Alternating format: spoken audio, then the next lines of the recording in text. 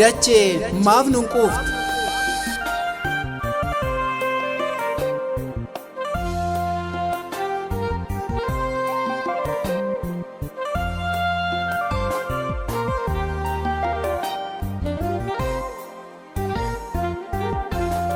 Dachee maaf nun quuftu?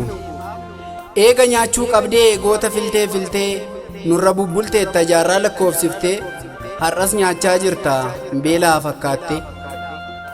Nama nyaattuuf dhiiftu maaliif addan baaftu? Gantuuf dawwee nyaattee goota maaf hin dhiiftu? Bargoonni cubbuun qabu dhiirummaasaa malee xaaliyaaniin ragaadha Aduwaaf Maqalee. Kan garaasi guutu abbaa garaa dhiiftee goota mudhii ribuu maalumaaf filatte? Maalsaa sitti tolaaf dachii goota nyaatta? Dhiiga keenya dhugdee bu'aa maal argatta? Barumaan sooratta gootota qaqqaalii. Oromoon maal yakke badiin keenya maali?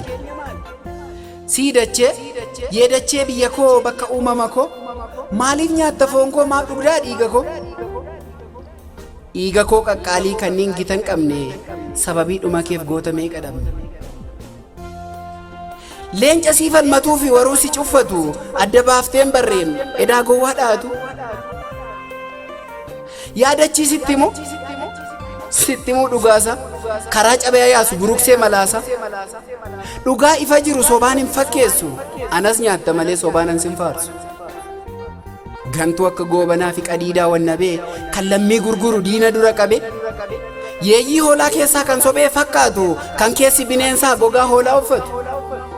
Kan sagaleen leencaa garaan waraabessaa fayyaa nama awwaalu ilkaana addeessa. Dugda keetti baattee isa kunuunsita goota jabarbadaa immoo garaa keetti nyaatta. Otuma nyaattee gootota Oromoo nyaatta? Qaqqaalii ijoollee Oromoo akkamiin dhudhaata? Cubbuu sittiin ta'uu dhiigni ijoollee haqaa? Deebbiin kee maalinni gaafa guyyaa waaqa? Nutu wallaallatee jibba keenya malee goonni shiran beeku fuuldura isaa malee. Kan nuti daganne gaafa taaddee birruu kan fayyaa awwaalamne utuu lubbuun jirru. Kan nuti hin beekatiin gaafa agarii gaagurtee gaafa eebbisaa addunyaa daandii irraa harkifte. Gaafa seegalte dubbiin heerri uumaa jallachuu nutu dagate malee gaafa sooda hoddachuu. Lakkii dhiisi yaadachii yaa handhuura biyya koo bara baraan soorachuu lubbuuf dhiiga goota koo. Gootota kalee nyaatte seenaa isaanii dubbata qaqqaalii beeknus dhabneet mar'immaan nu gubata. Duuti eebbisaa addunyaa Usmaayyoo dabalatee Yoosef gammachuu nyaatee maaramee galaafate. Jireenya ayyaanaatu boohaaf awwaala dhabee daadhii galaanis du'eet kichuun meeqatti cabe. Otuma kanaan jirru jiruuf jiraa wallaallee jajjabduu ilmaan ayyaa meeqaatamaa awwaalle. Eelaa keenya obsinee sukkuummannus dhoksine keenya dideetti caale cubbuu keenya wallaalle.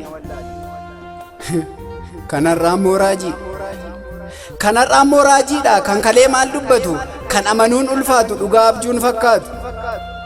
Handhuurri keenya har'as diddee nutti deebitee kan nyaatte quufa dhabdee hacaaluus dabalatte. Boonyi keenya baay'atee mar'immaan keenya raasee baraan goota gabbarraa fi keenya didee ija baase. Sii yaadachi yaa handhuura biyya koo maaliif nyaatta foon koo maaf dhugdaa dhiiga koo? Kan dheebuu sirraan kunne dhiigni goota kaleessaa dhiiga Hacaaluu Hundeessaa dheebuu kee sirraa baasa. Dhagaa meeqatuu baattuu Hacaaluun sitti ulfaate falmataa haqaa nyaattee ammoo sitti salphate. Otuma nyaattee goota Oromoon nyaatta? Gantuu dukkanaa dhiistee hacee goota koo nyaatta? Falmataa haqaa nyaatta dukkanaan dabaalamtee gaafa aduun dhugaa baatu ofiifoo maal malatte?